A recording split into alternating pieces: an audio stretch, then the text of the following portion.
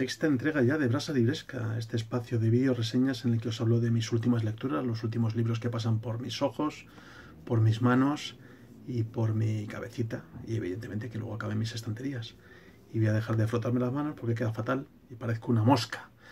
Esta semana toca hablar de tres publicaciones y dos de ellas son de gente a la que quiero y aprecio y conozco personalmente, así que estoy muy contento. Por otro lado, como veis, esto sigue igual de austero en cuanto a formato vertical, dado que esto, además de subirlo a Facebook y a YouTube, va para Instagram TV y nos obligan o me obligan a meterlo en ese formato. Sigue sin haber música, sigue sin haber cortes, es todo el tirón, así que os pido perdón por anticipado porque seguramente se me trabe la lengua o pase algo peor. En fin, no me entretengo más y paso a hablaros de Cara de pan de Sara Mesa.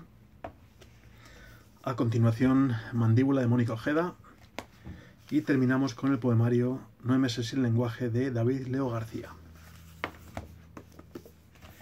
Empiezo por Cara de pan de Sara Mesa, la joven autora sevillana a la que tengo la suerte de conocer. Nos encontramos por diversos avatares del destino en esos rincones internauticos de Dios, en esas redes sociales que unen y separan tanto. Primero por nuestra afición común a Saber y Ganar, ese concurso encabezado por Jordi Hurtado, y luego tuve la suerte de conocerla personalmente y de ir profundizando en sus obras. Lo primero que leí de ella fue Cicatriz, una novela también editada por Anagrama y que recabó elogios unánimes de crítica y público.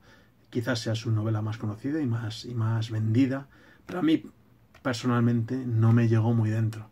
Sin embargo, insistí y descubrí su magnífico pulso. Sé que es un topicazo decir eso, del magnífico pulso, pero es así. En libros de relatos como Mala Letra o en novelas como 4x4 y Un incendio invisible. Pues sé de sumar Cara de pan a esos tres últimos títulos que me maravillaron, dado que es una novela superlativa. Decía Antonio Orejudo en la presentación que hizo de este libro en Sevilla que Sara Mesa solía posar una mirada limpia sobre una realidad corrompida, y creo que es un buen hilo conductor para hilvanar la mayoría de sus textos, aunque evidentemente, como es una definición cortita, pues quizás sea un tanto reduccionista.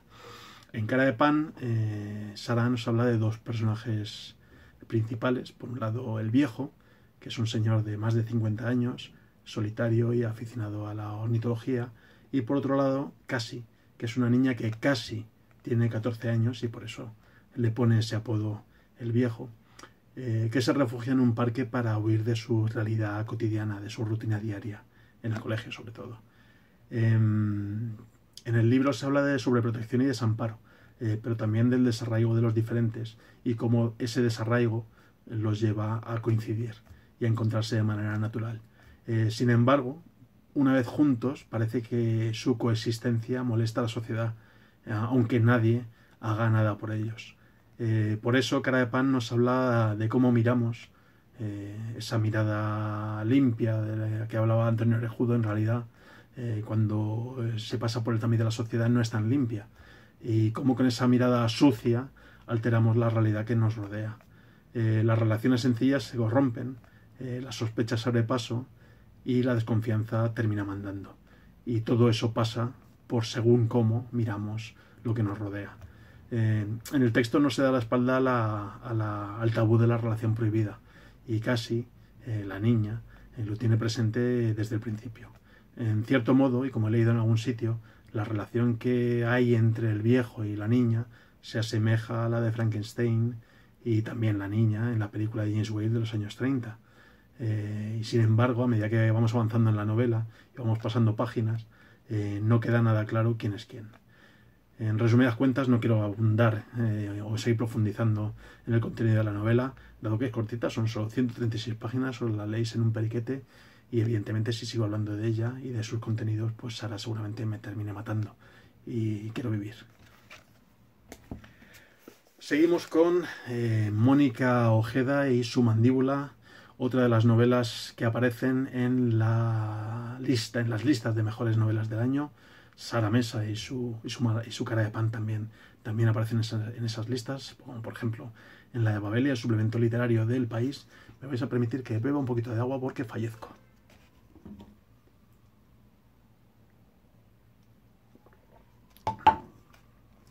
En este caso es la segunda novela que publica en nuestro país Candaya, la segunda novela de Mónica Ojeda. Candaya, que es una editorial encabezada por Olga y Paco, con un magnífico catálogo que os animo a que reviséis. Mónica Ojeda no era muy conocida en nuestro país este año, pero había sido destacada por formar parte en la lista Bogotá 39, que reúne a 39 jóvenes valores latinoamericanos. Y en cuanto abrimos esta novela, el primer bocado de esta mandíbula llega muy pronto, dado que en las primeras páginas ya descubrimos que una profesora ha secuestrado a una de sus alumnas que previamente se había dedicado a hacerle la vida imposible a su maestra junto a otras compañeras aficionadas a los creepypastas, que son esos relatos de terror de autoría anónima a veces, que proliferan por internet. Y estas alumnas también son aficionadas a los juegos peligrosos de manipulación e incluso ellas han creado una especie de mitología propia e inquietante. A partir de ahí, en Mandíbula se compendian muchos grandes temas, desde las relaciones familiares al despertar de la sexualidad, y también descubrimos monstruos interiores y exteriores, herencias psicológicas, obsesiones, manipulaciones, las consecuencias de esas manipulaciones, relaciones de poder y otros contrastes brutales. Por un lado, tenemos una profesora que no logra abandonar o no logra salir de la sombra de su madre muerta, y a niñas que juegan a madurar y que acaban por protagonizar uno de los creepypastas que tanto les gustan. La narración en absoluto es lineal y esa es una de las grandes bondades de la novela. Y Mónica Ojeda domina las elipsis, los saltos y los manejos de distintas líneas temporales para construir la acción. En Mandíbula encontramos influencias declaradas que la propia autora va echando, va desperdigando por el texto, y otras sugeridas, o por lo menos que a mí me lo sugieren, como por ejemplo los mangas de Junji Ito, quizás una referencia equivocada, pero me ha recordado a eso, que también están repletos de colegialas perversas con gusto por llamar la atención. La novela resulta tremendamente intranquilizadora, gracias a la riqueza descriptiva de Mónica Ojeda, y también a su dominio exquisito del lenguaje y de sus distintos registros, dado que no está narrado entero en primera persona y hablan distintos protagonistas a lo largo de la novela. Como dice la autora, la mandíbula del título de la novela tiene una función doble. Por un lado, es capaz de proporcionar sustento, pero también por otro lado es capaz de triturar y de destruir. A los lectores, a nosotros por suerte, pues Mandíbula solo nos nutre, y nos nutre con buena literatura. Y acabo con el poemario 9 meses sin lenguaje de David Leo García, cuyo nombre quizá os suene. Es un poemario editado por Ultramarinos, que no lo había dicho anteriormente.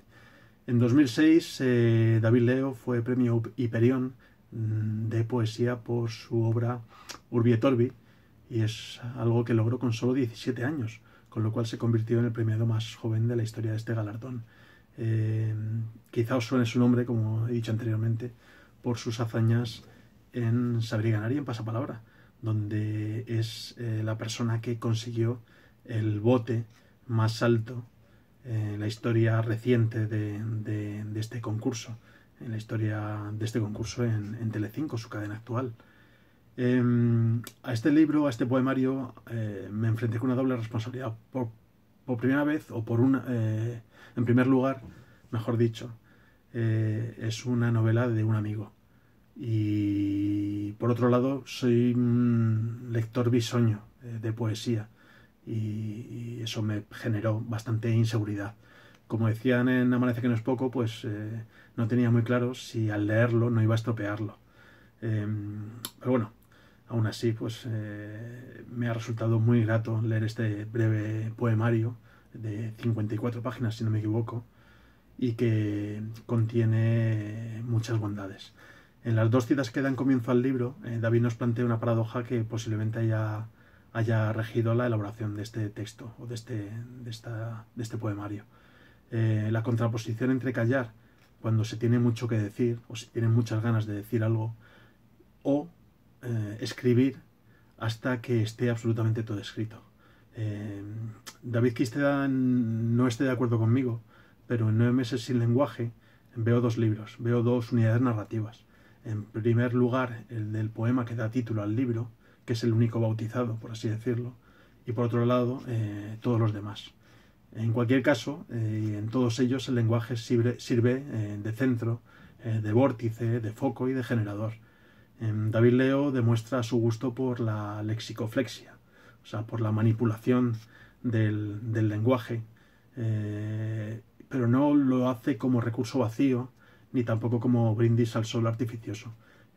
Voy a decir una vulgaridad, evidentemente, pero los poemas de David Leo no solo te llegan por lo que salta a la vista, sino también por lo que sugieren, por las miguitas de pan que va dejando aquí y allá, y para que el lector avezado no pierda la senda. Aún así, no hay artificio, no hay rebuscamiento, y hay más austeridad de lo que pensamos, o de lo que pensamos en un principio. Hay juego en el uso del lenguaje, pero también hay sufrimiento. Y por su naturaleza breve, 9 meses sin lenguaje es ideal para disfrutar a sorbos, para buscar y sobre todo para encontrar, manteniendo en todo momento a raya el empacho al que nos enfrentaríamos si digiriéramos una obra de una sola sentada, o si esta obra fuera de mayor volumen. Pero bueno, me voy a dejar de palabrería, dado que lo que tenéis que hacer es buscar, como os he dicho anteriormente, y encontrar, porque lo que vais a encontrar en este libro es belleza. Y poco más que decir esta semana. Me ha costado hablar de libros de gente de la que aprecio, y os voy a presentar simplemente los libros que tocan para la semana que viene, para el Brasa Libresca número 7. Hablaré de grandes éxitos, esta recopilación de textos de Antonio Orejudo, también de Manuel Chávez Nogales y un libro magnífico de relatos titulado A Sangre y Fuego, y de un cómic de Neil Gaiman y Andy Kubert, 1602, que es los superhéroes Marvel pasados por el tamiz de la Inglaterra de la reina Victoria y de Shakespeare. ¿Que nos encontraremos? Pues nada, lo sabréis en apenas una semana. Y hasta entonces, pues nada, paciencia y muy buenas lecturas. Hasta luego.